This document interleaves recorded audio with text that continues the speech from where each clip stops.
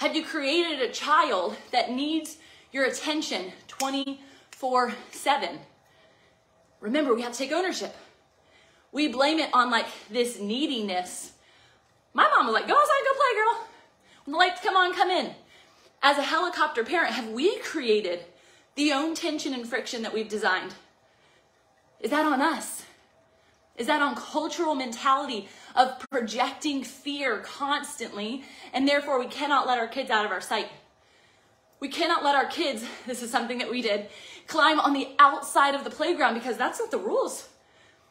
You can't let your kid do that. That's not how they're supposed to be on there. They can't play like that. I don't see rules of how they climb on a playground. To me, it looks like an apparatus. To me, it looks like a tree. They can climb wherever they want. They are capable. Are you trying to confine them into the rules and boundaries of education, of a political system, of a racial class, of an economic class? You can't act like that. You can't wear that to church. Why? It doesn't change their identity when my kiddo's in the sweatpants and a sweatshirt because he's comfortable. I just want him to be happy. I just want him to feel that joy. Now, mind you, there's date night that I make him dress up for, or put on a dress, baby girl. Let's get that ownership, that confidence piece. You can be confident in sweats. Here I am, early morning, I haven't even brushed my teeth yet. But you can also be confident with class based on fashion and what you wear. Simple thoughts, but are you creating something that they then think their identity rests in? And if they don't have that thing, it draws away their confidence. We crave so much as a society. And Micah is craving attention. He's craving class, title.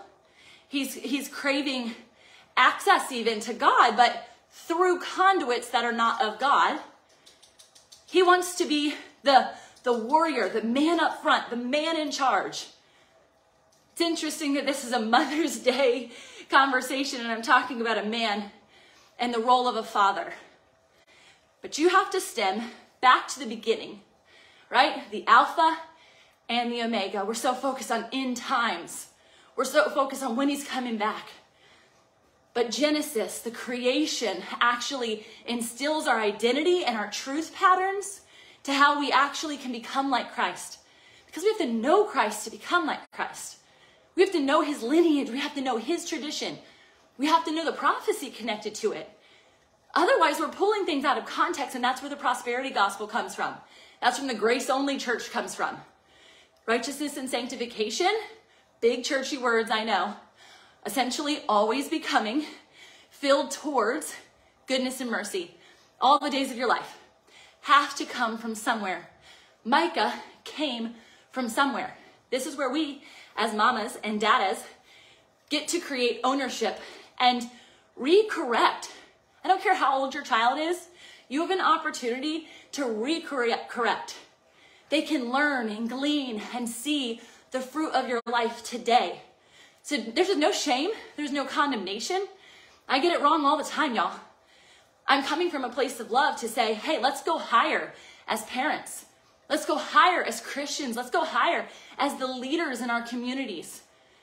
I know my husband and I are meant to be parents to orphans, people who don't have an active mother and father, who may have an active, depending on what you culturally see active is, mother and father, but not a present mother and father. Not one who is actually overflowing with love and actually teaching them the ways of Christ versus the ways of culture. We're going to keep going back to this because Christ is over culture. Christ is over everything. So here we go. Let's look at Micah's mama. She only has a couple lines. And that's why I think so often, especially with women in the church, we just kind of breeze past them. And yesterday morning, I had an opportunity to speak with several mamas who are mompreneurs, CEOs, not only of their own households. I love this, the executive owner of said household, the CEO, right?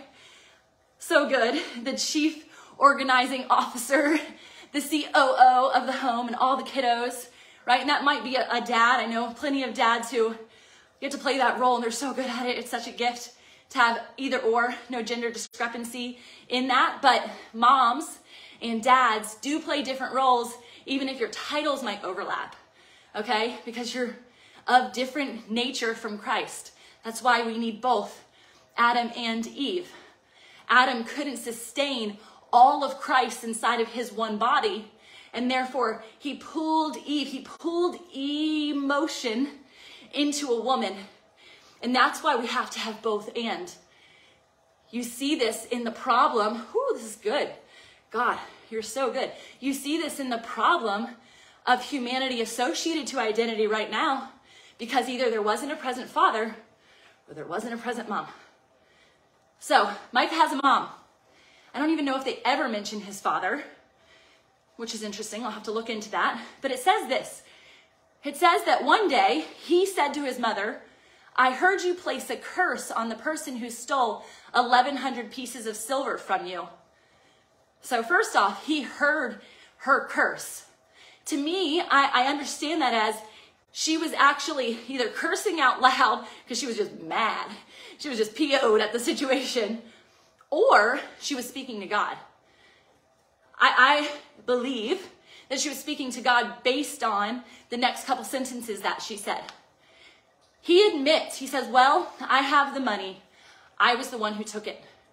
So first off, Micah, not so much an honest man, because he's only coming out of a place to say, I don't want to be cursed, and therefore I'm going to give you this money back.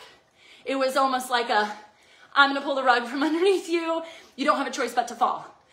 But he did come in some sense of integrity to tell the truth, even if it was out of fear. And her response is this: the Lord bless you for admitting it.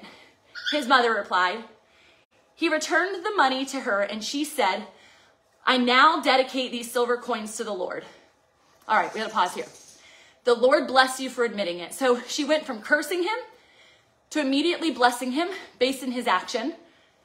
And then he returned the money to her and said, I now dedicate these silver coins to the Lord. In honor of my son, I will have an image, false idol, carved and an idol cast. She clearly was not that connected to Christ to even consider creating a false idol, because that's literally what her lineage, again, tradition compounds. If it's not of Christ and it's of culture, it compounds, and we now exist in this place where like everything feels like sin, everything feels like it's from the enemy. But is it? It's mainly from generations past of sin, carnal nature.